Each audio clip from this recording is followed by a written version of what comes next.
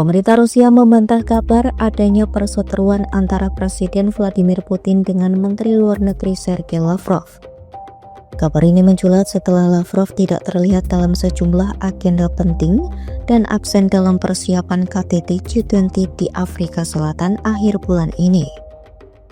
Sejumlah laporan media menyebutkan adanya percakapan telepon menegangkan antara Lavrov dan Menlu Amerika Serikat Marco Rubio yang diduga menjadi pemicu pembatalan rencana pertemuan antara Putin dan Presiden AS Donald Trump.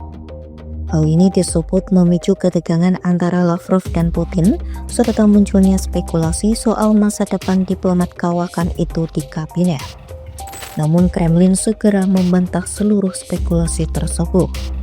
Juru bicara Kremlin Dmitry Peskov menegaskan Lavrov masih aktif menjalankan tugasnya sebagai Menteri Luar Negeri Rusia.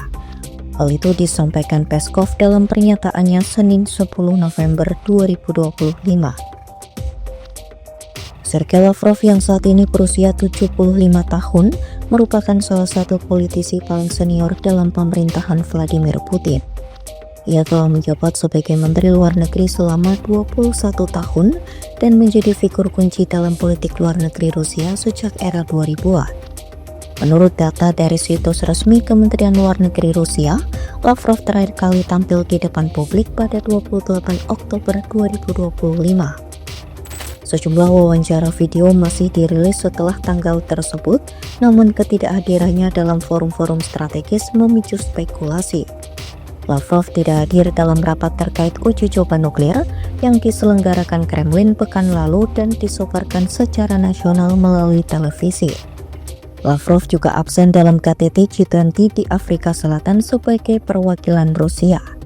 Padahal dalam acara-acara internasional seperti G20, Lavrov biasanya menjadi delegasi utama yang mewakili Putin.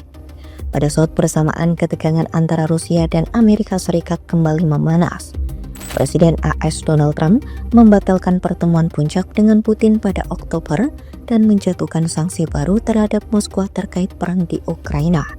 Putin dinilai tak menunjukkan itikat untuk mengakhiri konflik.